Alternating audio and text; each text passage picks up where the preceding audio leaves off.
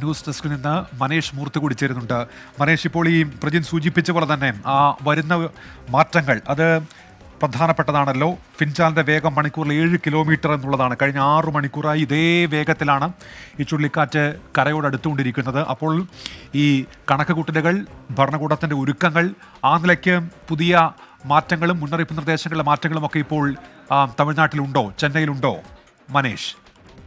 ഉന്മേഷ 2:30 മണിവരെയുള്ള കണക്കുകളാണ് നിലവിൽ കാലാവസ്ഥാ നിരീക്ഷണ കേന്ദ്രം പുറത്തുവിട്ടിരിക്കുന്നത്. 2:30 മണിവരെയുള്ള കാറ്റിൻ്റെ പൊസിഷൻ ആ രീതിയിലാണ് കാലാവസ്ഥാ നിരീക്ഷണ കേന്ദ്രം അറിയിച്ചിരിക്കുന്നത്. അത് കഴിഞ്ഞ 7 മണിക്കൂറായി ഏകദേശം 7 കിലോമീറ്റർ വേഗം, അത് കഴിഞ്ഞ 6 മണിക്കൂറായി അതേ നിലയിലാണ് തുടരുന്നത് എന്നുള്ളതാണ് കാലാവസ്ഥാ നിരീക്ഷണ കേന്ദ്രം പറയുന്നത്. പക്ഷേ തീരത്തോട്ടടുക്കുമ്പോൾ അല്ലെങ്കിൽ കര തൊടുന്ന സമയമാകുമ്പോഴേക്കും അതിൽ മാറ്റങ്ങൾ വരാനുള്ള സാധ്യതയും എന്തായാലും കാലാവസ്ഥാ നിരീക്ഷണ കേന്ദ്രം പ്രവചിക്കുന്നുണ്ട്. ഏറ്റവും ഒടുവിൽ ഇപ്പോൾ ഏറ്റവും ലേറ്റസ്റ്റ് ആയി വന്നിട്ടുള്ള കാലാവസ്ഥാ നിരീക്ഷണ കേന്ദ്രത്തിൻ്റെ അലേർട്ട് എന്ന് പറയുന്നത് കടലുമായി അല്ലെങ്കിൽ തിരമാലകളുമായി ബന്ധപ്പെട്ടുള്ള അലേർട്ടാണ് നിലവിൽ വന്നിരിക്കുന്നത്.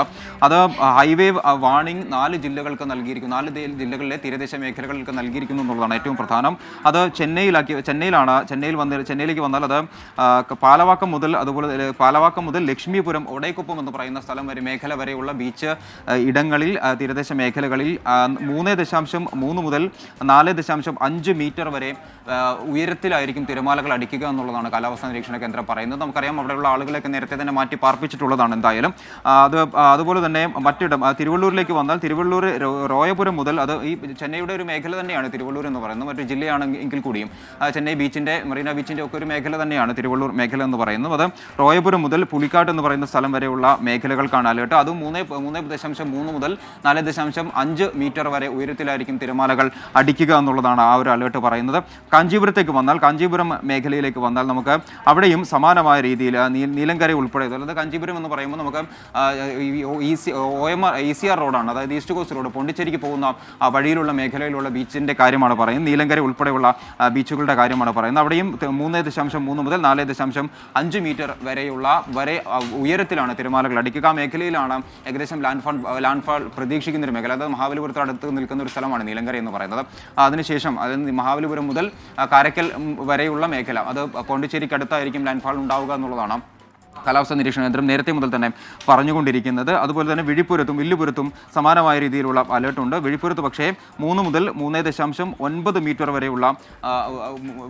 വരെ ഉയരത്തിലുള്ള തിരമാലകളാണ് അടിക്കുക എന്നുള്ളതാണ്. അങ്ങനെയാണ്, അതാണ് ഇപ്പോൾ കാലാവസ്ഥാ നിരീക്ഷണ കേന്ദ്രത്തിൽ ഏറ്റവും ലേറ്റസ്റ്റ് ആയിട്ട് വന്നിട്ടുള്ള അലേർട്ട് എന്ന് പറയുന്നത്. അതാണ് നേരത്തെ വന്നത് 2:30 മണി വരെയുള്ള കണക്കുകളാണ്. അത് ചുഴലിക്കാറ്റിൻ്റെ വേഗം എന്ന് പറയുന്നത് 7 കിലോമീറ്റർ ആണ്. അത് കഴിഞ്ഞ 6 മണിക്കൂറായി അതേ നിലയിൽ നിൽക്കുന്നു. പക്ഷേ 2:30ക്ക് വന്ന അലേർട്ടാണ്. ഇനി അതിൽ അപ്ഡേഷൻ വരേണ്ടതുണ്ട് എന്തായാലും അതുമായി ബന്ധപ്പെട്ട്. കാരണം കരയിലേക്ക് അടുക്കുമ്പോൾ ഇനിയിപ്പോൾ കാറ്റിൻ്റെ വേഗത്തിലുള്ള മാറ്റം അറിയേണ്ടതുണ്ട്. അത് കൃത്യമായി തന്നെ മോണിറ്റർ ചെയ്യുന്നുണ്ട് കാലാവസ്ഥാ നിരീക്ഷണ കേന്ദ്രം എന്നുള്ളതാണ് ഏറ്റവും പ്രധാനപ്പെട്ട ഒരു കാര്യമെന്ന് പറയുന്നത്. അപ്പോൾ ആ രീതിയിലാണ് എന്തായാലും കാര്യങ്ങൾ എല്ലാം സർവ്വം സജ്ജമാണ്. കാറ്റടിക്കുമ്പോൾ അല്ലെങ്കിൽ കാറ്റ് കര തൊടുമ്പോൾ ഏത് രീതിയിലാണ് കാര്യമായുള്ള പ്രശ്നങ്ങൾ ഉണ്ടാവുക, അതിനെയൊക്കെ തരണം ചെയ്യുന്ന രീതിയിൽ എന്തായാലും ആളുകളെ മാറ്റിപ്പാർപ്പിക്കുന്നതും അതുപോലെ തന്നെ മറ്റ് സേനാംഗങ്ങളെ കൊണ്ടുവന്ന് അല്ലെങ്കിൽ രക്ഷാപ്രവർത്തനത്തിലുള്ള കാര്യങ്ങളെല്ലാം തന്നെ വളരെ കൃത്യമായി തന്നെ ചെയ്യുന്നുണ്ട്.